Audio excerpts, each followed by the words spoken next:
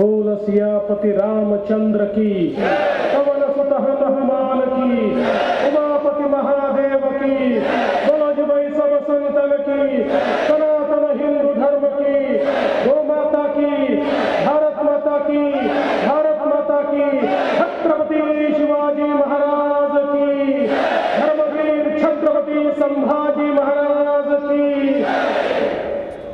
ठाण्याचा आवाज आहे जोरदार।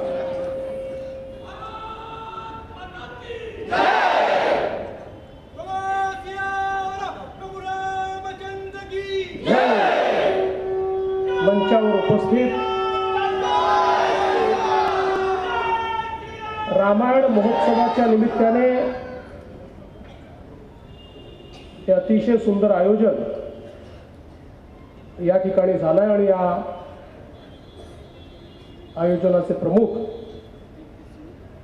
माननीय विनयजी सहस्त्रबुद्धे, आमदार संजयजी केळकर, आमदार निरंजनजी डावखरे, शहराध्यक्ष संजयजी बागुले, प्रदेश प्रवक्ते सुजयजी पत्की, सौ नैनाताई सहस्त्रबुद्धे, सर्वच या ठिकाणी उपस्थित सन्माननीय पदाधिकारी आणि उपस्थित सर्व भगिनी आणि बंधूंनो, रामायण उत्सवाच्या निमित्ताने 3 दिवस अतिशय सुंदर अशा प्रकारचे कार्यक्रम या ठिकाणी आयोजित करण्यात आले आहेत। आणि आताच मी विविध कलाकारांनी काढलेल्या रांगोळ्या या ठिकाणी बघितल्या। मी मनापासून सगळ्या कलाकारांचं अभिनंदन करतो की अतिशय सुंदर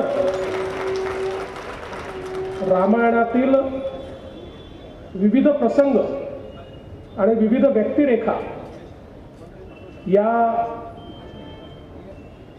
आपल्या समोर मांडण्यात आल्या।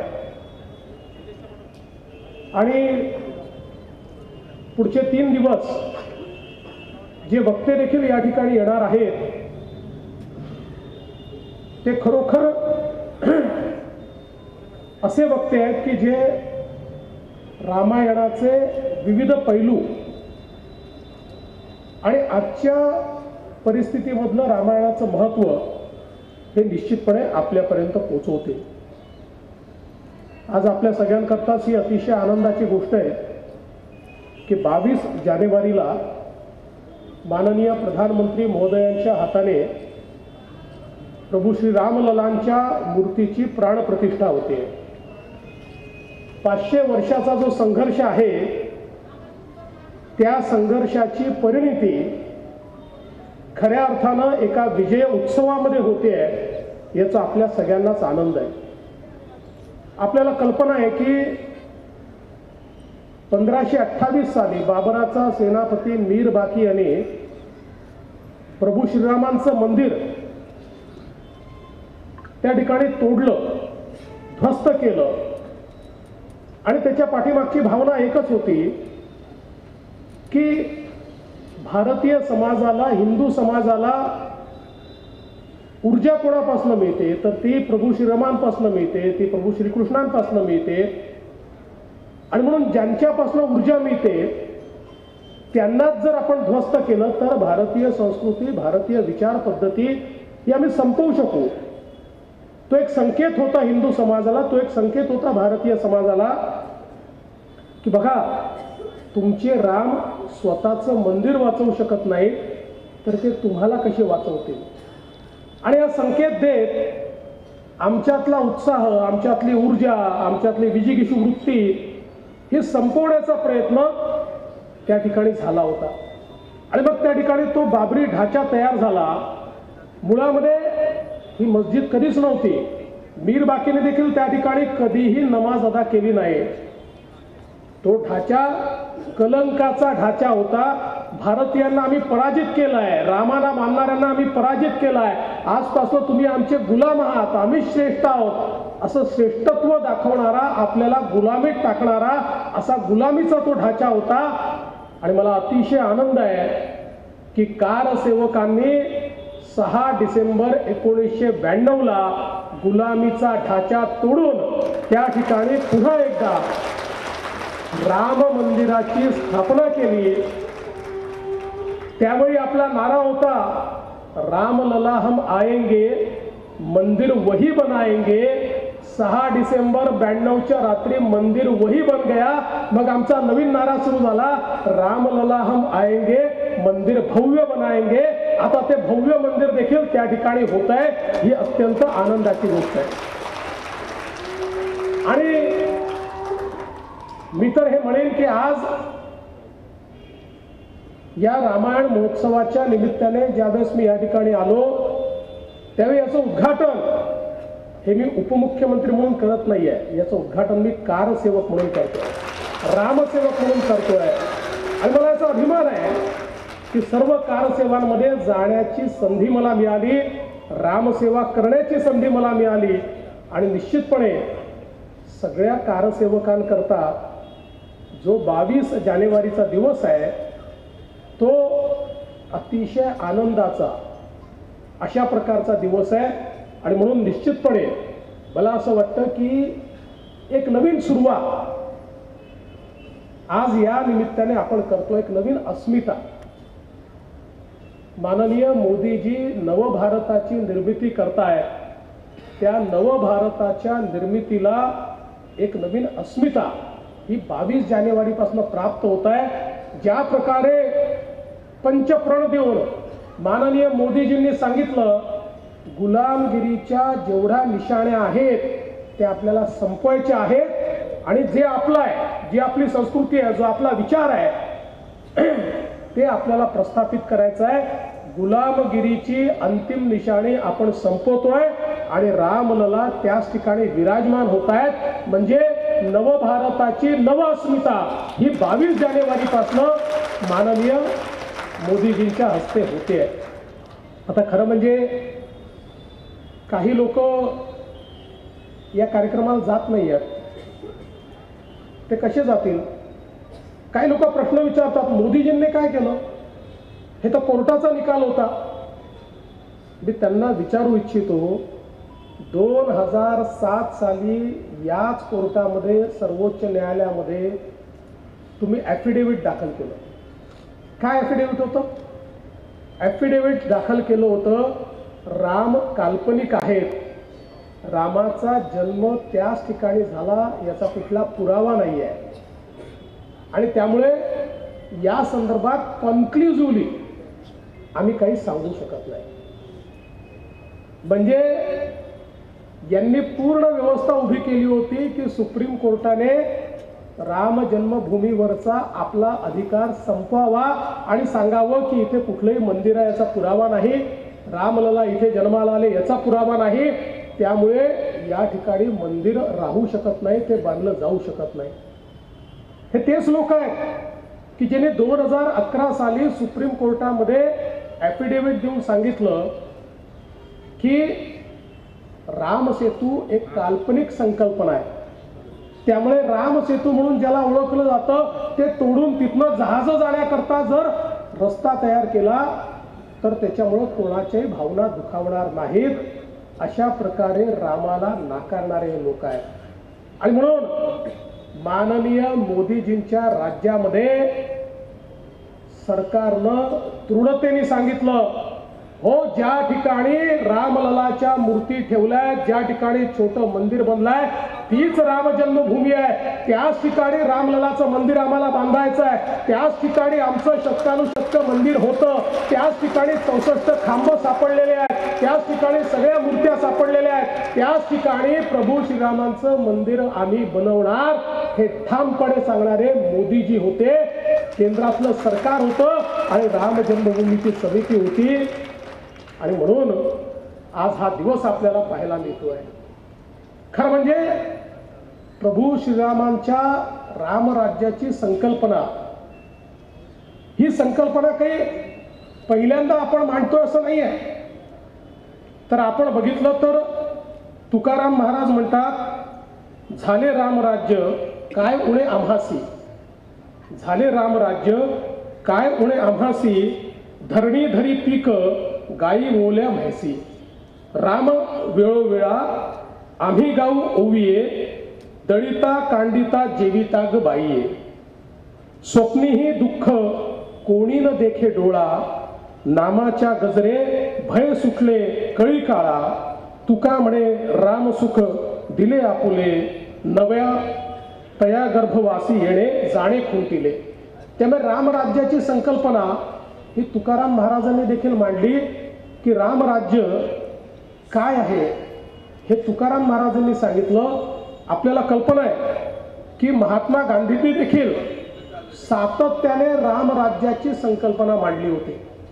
आणि महात्मा गांधी काय म्हणत होते की ज्या राज्यामध्ये कुठलाही भेदभाव नाही, ज्या राज्यामध्ये गरीब कल्याणाचा विचार होतो, ते राज्य म्हणजे खऱ्या अर्थानं रामराज्य.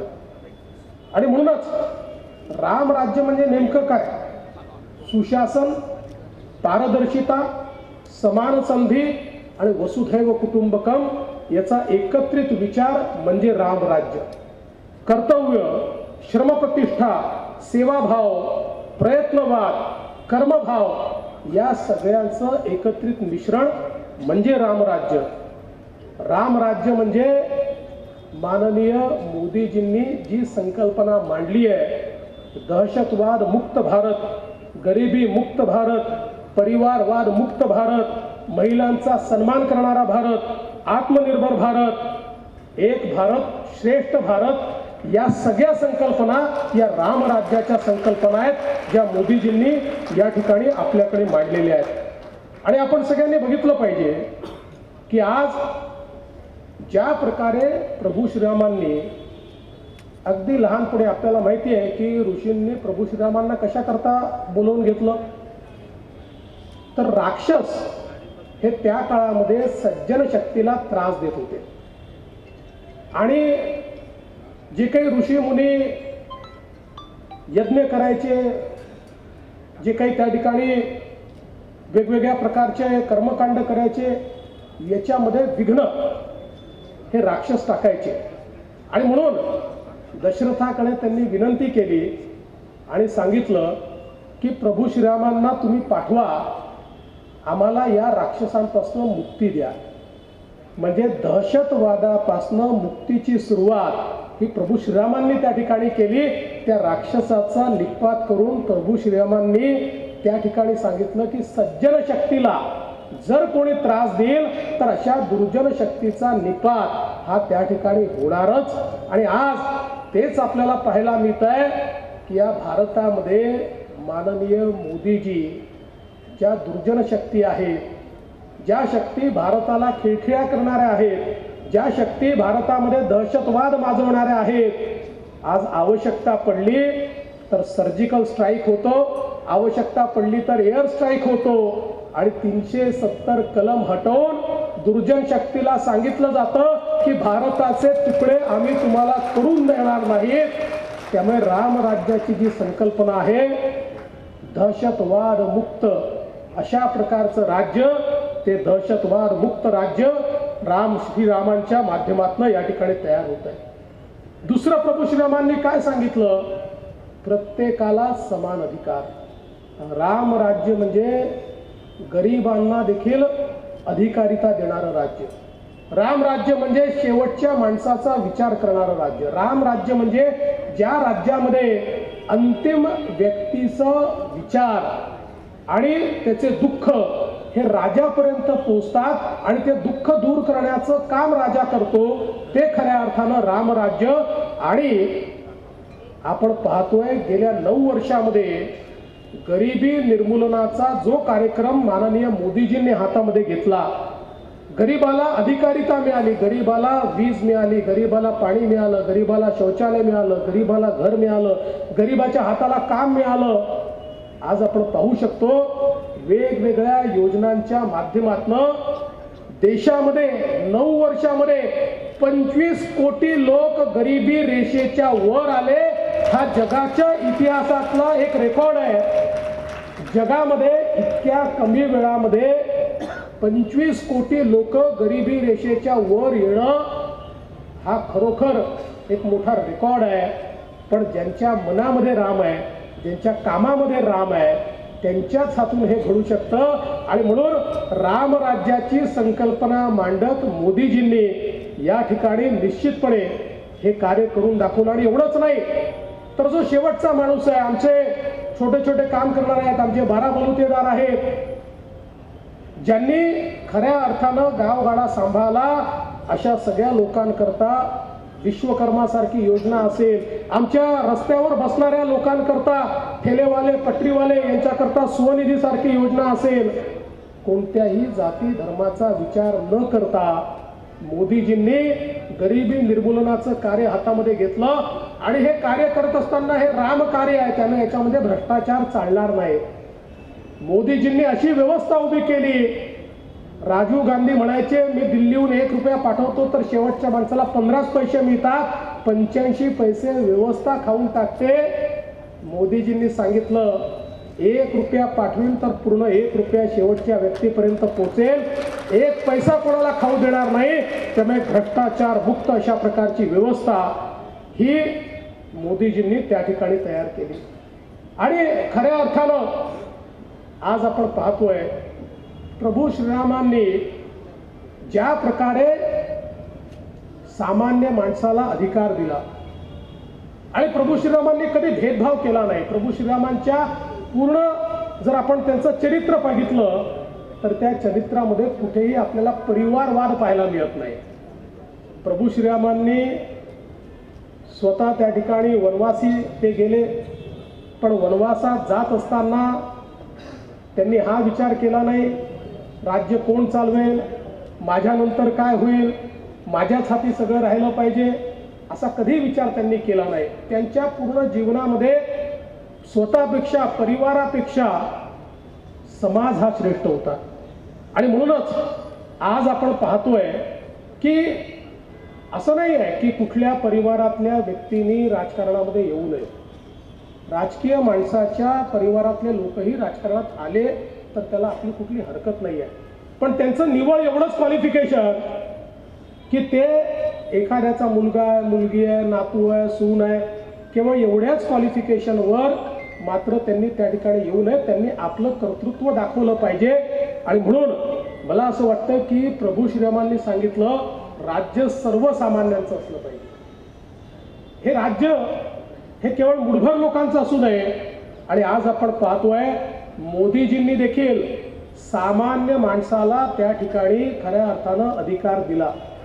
आज प्रभू श्रीरामांना आपण युगपुरुष म्हणतो.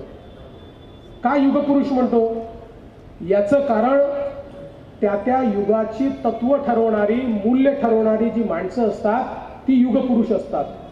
आणि आपण बघतोय की त्या युगामध्ये प्रभू श्रीरामांनी जे केलं ते सगळ्यात महत्त्वाचं काय आहे, तर आपण तर म्हणतो की प्रभू श्रीराम हे देव होते. कदाचित कुठल्याही पद्धतीनं ते रावणाचा निपात करू शकले असते. रावणाला तर वर होता की त्या ठिकाणी गंधर्व, किन्नर, देव कोणीच तुम्हाला मारू शकणार नाही. पण प्रभू श्रीरामांनी सामान्य माणसाचा जन्म त्या ठिकाणी घेतलाय. आणि त्यांनी विचार केला असता तर कदाचित एवढ्या मोठ्या सैन्याची आवश्यकता देखील पडली नसती. पण जोपर्यंत सामान्य माणसाच्या मनामध्ये आपण असुरी शक्तीचा निपात करू शकतो असा आत्मविश्वास जागृत होत नाही, तोपर्यंत समाज असुरी शक्तीपासून मुक्त होत नाही. आणि म्हणून प्रभू श्रीरामांना हे माहिती होतं की एका रावणाला मी मारलं तर 10 रावण तयार होतील. जोपर्यंत सामान्य माणसाच्या मनात हा आत्मविश्वास मी तयार करत नाही की मी देखील असुरी शक्तीला संपवू शकतो, असुरी शक्ती किती मोठी असेल. आणि म्हणून प्रभू श्रीरामांनी सर्वसामान्यांचं राज्याची सेना तयार केली.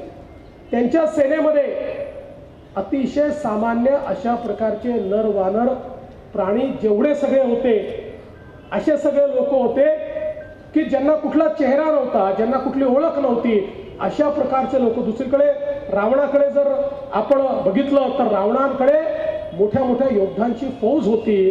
पण हे सामान्य लोक जे रामाचे सैनिक होते या सामान्य लोकांनी त्या ठिकाणी लंकेवर आक्रमण करून रावणाला पराजित केलं आणि समाजामध्ये भावना तयार झाली की सामान्य माणूसच परिवर्तन करू शकतो, सामान्य माणसाने मनात आणलं आणि तो जर एकजूट झाला तर तो सामान्य माणूस मोठं परिवर्तन करू शकतो. आज आपण पाहतो छत्रपती शिवरायांना आपण युगपुरुष म्हणतो. याचं कारण काय आहे की ज्या काळामध्ये मोठे मोठे राजे आणि राजवाडे हे मुघलांचं मंडलिक म्हणून काम करण्याकरता तयार होते, किंबहुना त्यांचे टायटल्स घेऊन त्यांच्याकडनं बिरुदावली घेऊन त्या ठिकाणी मिरवत होते, अशा काळामध्ये छत्रपती शिवरायांनी आई जिजाऊंच्या प्रेरणेने स्वराज्याची संकल्पना मांडली आणि स्वराज्याची संकल्पना मांडत असताना मोठे मोठे त्या ठिकाणी सेनापती नाही तर सामान्य मावळे त्या ठिकाणी तयार केले. 18 पगड जातीचे 12 मावळ्यातले छोटे छोटे मुलं हे जमा केले आणि त्यांच्यामध्ये विजिगीषू वृत्ती तयार केली, त्यांच्यामध्ये हा आत्मविश्वास तयार केला की मुघलांची फौज किती मोठी असली तरी आपण देव देश आणि धर्माकरता लढतोय. हे जे लढणारे लोक आहेत हे पगाराकरता लढतायत, त्यांच्या राजाकरता लढतायत, त्यांना लोकांवर अत्याचार करायचे म्हणून लढतायत. आपण जे लढतोय ते सामान्य माणसाकरता लढतोय. आपण देव देश आणि धर्म वाटला पाहिजे आणि आपला जो महाराष्ट्र आहे या महाराष्ट्रावर होणारा अत्याचार दूर झाला पाहिजे, याकरता आपण लढतोय. आणि मग त्या सामान्य दिसणाऱ्या मावळ्यातनं अनेक असामान्य अशा प्रकारचे सेनापती सरसेनापती तयार झाले आणि त्यांनी स्वराज्याची स्थापना केली. म्हणून छत्रपती शिवाजी महाराजांना आपण युगपुरुष मानतो. आणि आज आपण जर बघितलं तर त्यांच्यापासूनच प्रेरणा घेऊन मोदीजींनी सामान्य माणसाला अधिकारिता देण्याचा प्रयत्न सुरू केला. आता मुठभर लोकांचं राज्य नाहीये, आता मुठभर लोकच राजकारण करतील असं नाहीये. सामान्यातला सामान्य माणूस देखील हा विचार करू शकतो की या ठिकाणी परिवर्तनामध्ये माझा देखील वाटा असला पाहिजे. आणि सगळ्या लोकांना, ज्या लोकांनी लोकशाहीमध्ये कधी सहभाग देखील घेतला नव्हता, अशा लोकांना लोकशाहीमध्ये सहभागी करून घेण्याचं काम हे माननीय मोदीजींनी केलंय. आणि म्हणूनच रामायणातनं मला असं वाटतं की सामान्य माणसांना सोबत घेऊन जी लोकशाही तयार केली पाहिजे हे प्रभू श्रीरामांनी सांगितलं, ते करण्याचा प्रयत्न आज मोदीजींच्या माध्यमातून या ठिकाणी होतोय. आपल्याला कल्पना आहे प्रभू श्रीरामांच्या जीवनामध्ये महिलांचं महत्त्व फार मोठं होतं. आणि आपल्याला माहिती आहे की शिळारूपी अहिल्या असेल किंवा शबरीच्या बोरांचं उदाहरण असेल. खरं म्हणजे शबरी ही एक आदिवासी स्त्री होती, पण तिची भावना किती मोठी होती की माझे राम येत आहेत आणि माझ्या रामांना जे बोरं द्यायचे आहेत त्यातलं एखादं बोर आंबट निघालं तर काय, माझ्या रामाला मी आंबट बोर कसं देऊ. आणि म्हणून एक एक बोर त्या ठिकाणी चाखून ते गोड आहे की नाही पाहून शबरी बाजूला ठेवत होती. आणि प्रभू श्रीरामांना देखील हे माहिती होतं की हे उष्टी बोरं आहेत, पण शबरीच्या प्रती प्रेम आणि शबरीच्या प्रेमाप्रती त्यांचं समर्पण, या दोन गोष्टी आपल्याला त्या ठिकाणी पाहायला मिळतात की ती शबरीची उष्टी बोरं देखील त्या ठिकाणी प्रभू श्रीरामांनी खाल्ली. आणि म्हणूनच आज खऱ्या अर्थानं प्रभू श्रीरामांनी आपल्याला जर काही शिकवलं असेल तर महिलांचा सन्मान शिकवला आहे. सीता माता खऱ्या अर्थानं आपण सगळ्यांनी बघितलं असेल तर सीता मातेकरता हे युद्ध नव्हतं, पण सीता माता एक निमित्त होत्या की ज्यातनं प्रभू श्रीरामांनी दाखवलं की अशा प्रकारे महिलांची अस्मिता, अशा प्रकारे महिलांवर अत्याचार हे सहन केले जाणार नाहीत, हे दाखवण्याचा प्रयत्न प्रभू श्रीरामांनी त्या माध्यमातून केला. आज आपण पाहतोय आपले प्रधानमंत्री मोदीजी देखील सातत्याने हे सांगतात की भारताला जर विकसित राष्ट्र व्हायचं असेल तर भारताच्या 50% लोकसंख्या ज्या महिला आहेत यांना मानव संसाधनामध्ये परिवर्तित केलं तरच भारत प्रगती करू शकेल. आणि जगाच्या पाठीवर ज्या देशांनी प्रगती केली त्यांनी 50% लोकसंख्या असलेल्या महिलांना मानव संसाधनामध्ये रूपांतरित केलं आणि म्हणून मोदीजींनी महिलांना अधिकारिता मिळाली पाहिजे याकरता मोठ्या प्रमाणात काम सुरू केलं. आज आपण पाहू शकतो की या ठिकाणी स्टार्टअप सारखी योजना ज्यात 25 कोटी लोकांना स्वतःच्या पायावर उभं राहण्याकरता लोन मिळालं, त्या स्टार्टअप योजनेमध्ये 25 कोटीपैकी 13 कोटी महिला आहेत की ज्या आज आपल्या पायावर उभ्या राहिलेल्या आहेत. आज आपण पाहतो, काल आम्ही 15,000 घरं ही त्या ठिकाणी प्रधानमंत्री आवास योजनेच्या अंतर्गत सोलापूरमध्ये त्याच्या चाव्या दिल्या. आम्ही नियम केला, मोदीजींनी नियम केला, ही सगळी घरं ही घरच्या गृहिणीच्या नावावर आहे, घरच्या माणसाच्या नावावर नाही आहे. या सगळ्या घरांमध्ये घरची जी महिला आहे तिच्या नावाने हे घर त्या ठिकाणी मोदीजींनी दिलेलं आहे. आणि आपण पाहू शकतो म्हणजे अनेक योजना महिलांकरता सुरू तर केल्याच, पण सगळ्यात महत्त्वाचं जे अनेक वर्ष देशाच्या लोकशाहीमध्ये जोपर्यंत महिलांची हिस्सेदारी वाढत नाही तोपर्यंत ही लोकशाही, ज्याला आजच्या काळात जेंडर सेन्सिटिव्ह म्हणतो, तशा प्रकारची होणार नाही. हे लक्षात घेऊनच महिलांना 33% लोकसभेमध्ये आणि विधानसभेमध्ये आरक्षण देण्याचा कायदाही माननीय आपल्या पंतप्रधान नरेंद्र मोदीजींनी या ठिकाणी तयार केला. आत्मनिर्भर भारत, आपल्याला कल्पना आहे प्रत्येक राष्ट्रामध्ये एक शक्ती असते, पण त्या शक्तीची आठवण आणि त्या शक्तीचं जागरण करावं लागतं. हनुमंतांना ज्यावेळेस सांगितलं की बाबा रे, समुद्र पार करून तुम्हाला जायचं आहे आणि लंकेमध्ये सीता मातेला तुम्हाला भेटायचं आहे आणि त्यांना त्या ठिकाणी सांगायचं आहे घाबरू नका, हनुमंत म्हणाले मी जाणार कसं आहे, मला कसं शक्य आहे, एवढा मोठा समुद्र आहे, हा समुद्र मी कसा पार करणार आहे. त्यास हनुमंतांना त्यांच्या शक्तीची जाणीव करून दिली गेली की हनुमंता, अरे तू कोण आहेस, जो लहानपणी सूर्य गिळायला निघाला होता, सूर्याकडे झेपावलेला आणि सूर्य गिळणारा तू, तुझी शक्ती ओळख. आणि ज्या क्षणी ती शक्ती हनुमंताच्या लक्षात आली त्या क्षणी हनुमंताने हनुमान उडी मारली, थेट लंकेत गेले, सीता माईला भेटले आणि रावणाने शेपटीला आग लावली तर संपूर्ण लंका जाळूनच त्या ठिकाणी परत आले. ही ताकद हनुमंताची त्यांना त्याची आठवण करून द्यावी लागली होती. आज तशाच प्रकारे भारताच्या शक्तीची जाणीव ही मोदीजींनी भारताला करून दिली. भारताची आध्यात्मिक शक्ती, भारताची सर्व प्रकारची शक्ती ही मोदीजींमुळे आपल्याला समजली. आज बघा, आत्मनिर्भर भारतचा नारा दिला. कोविडच्या नंतर जगातल्या सगळ्या अर्थव्यवस्था कोलमडल्या, पण एक अर्थव्यवस्था कोलमडली नाही. आणि कोविड नंतरही जगामध्ये सर्वात वेगाने धावणारी अर्थव्यवस्था ही आपल्या भारताची अर्थव्यवस्था आहे. आता 5व्या क्रमांकावर आपण आलो आहोत, कारण आपली ताकद आत्मनिर्भर भारतच्या माध्यमातून मोदीजींनी आपल्याला आठवण करून दिली. आणि आज त्याचा परिणाम काय आहे? आज परिणाम असा आहे की जगातल्या सर्वात जास्त डिजिटल ट्रान्झॅक्शन्स मध्ये भारताचा क्रमांक आहे. आता डिजिटल ट्रान्झॅक्शन मध्ये आपण चीनला देखील मागे टाकलेला आहे आणि स्टार्टअप इकोसिस्टीम मध्ये आपण 2ऱ्या क्रमांकावर आलो आहोत. पुढच्या 2 वर्षामध्ये चीनला मागे टाकून स्टार्टअप मध्ये देखील भारत पहिल्या क्रमांकावर येणार आहे. इनोव्हेशन मध्ये आज आपली परिस्थिती अशी आहे की इतक्या मोठ्या प्रमाणात आपण इनोव्हेशन सुरू केलेले आहेत की भारत हा पहिला देश झाला की ज्याने चंद्राच्या दक्षिण ध्रुवावर त्या ठिकाणी चंद्रयान उतरवलं. जे अमेरिकेलाही जमलं नाही, जे जपानलाही जमलं नाही, ते भारताने करून दाखवलं. आणि आदित्य L1 आता अशा कक्षेत जाऊन बसलेला आहे की आता सूर्याचं देखील मॅपिंग आपण करतोय. सूर्याचे परिणाम आपल्या धर्तीवर काय आहेत याचं मॅपिंग देखील आपण करतोय. जगाच्या पाठीवर आता जी ऑब्झर्वेटरी ही भारताजवळ आहे, ही जगातल्या कुठल्याच पुढारलेल्या देशाजवळ नाही, हेही भारताने करून दाखवलं.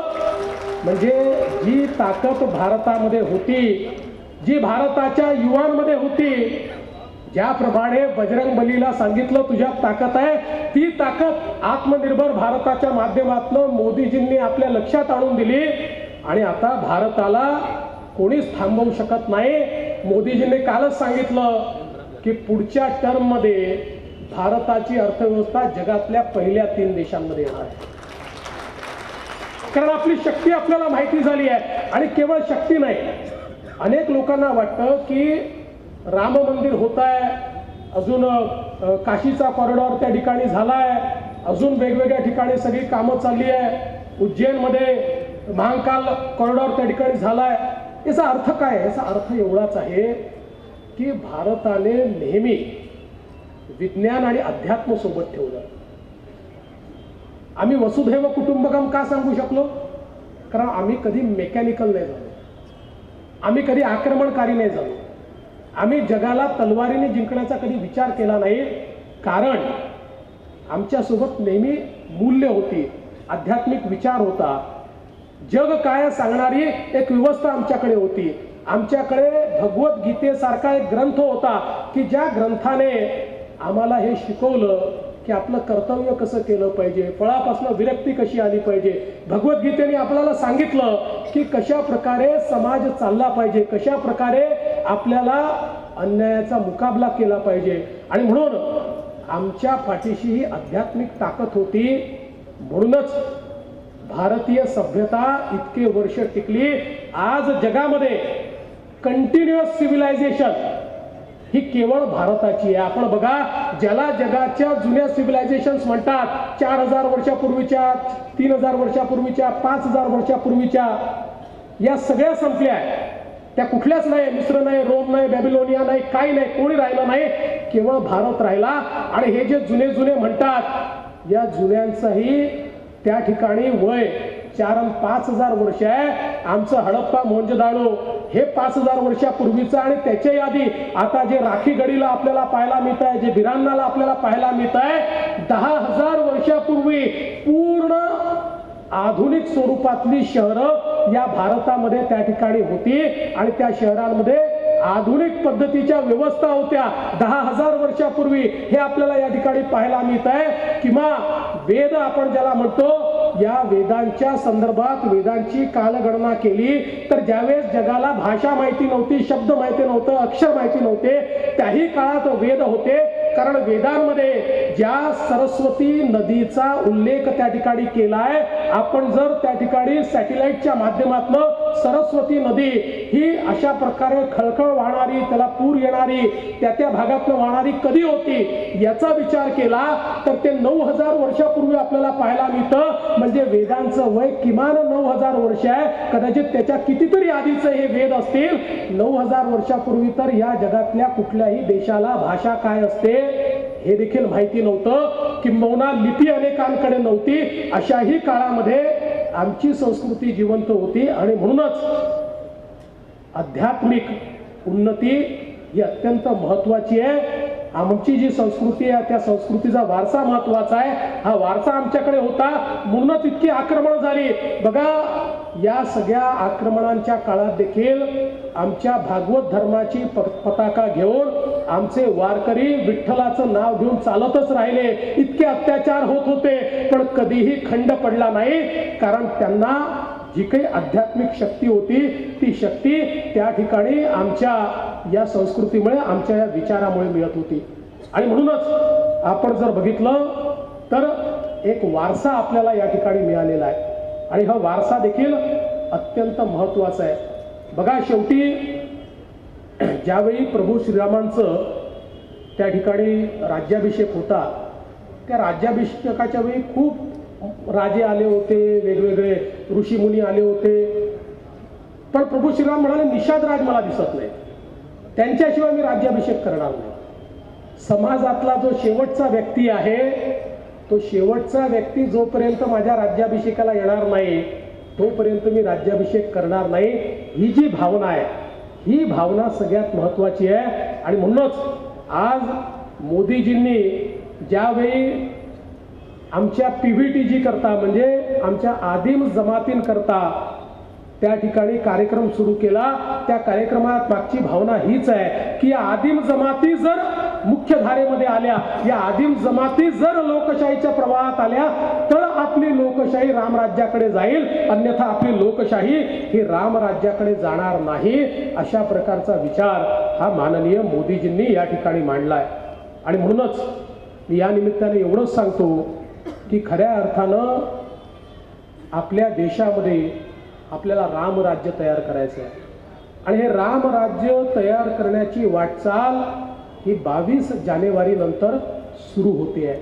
खरं म्हणजे ती वाटचाल गेल्या 9 वर्षात आपण बघितलीच आहे, पण ती वाटचाल अतिशय वेगानं आणि दृढतेनं होणार आहे आणि या रामराज्यामध्ये या देशातला जो शेवटचा व्यक्ती असेल त्याला प्रथम स्थान मिळेल. या रामराज्यामध्ये जो वंचित असेल, पीडित असेल, शोषित असेल त्याचाच आवाज ऐकला जाईल आणि त्याला त्या ठिकाणी न्याय मिळेल. या रामराज्यामध्ये दीन दलित, गोरगरीब, आदिवासी, शेतकरी, शेतमजूर, महिला, ओबीसी, अल्पसंख्याक प्रत्येक व्यक्तीला त्या ठिकाणी एक स्थान असेल.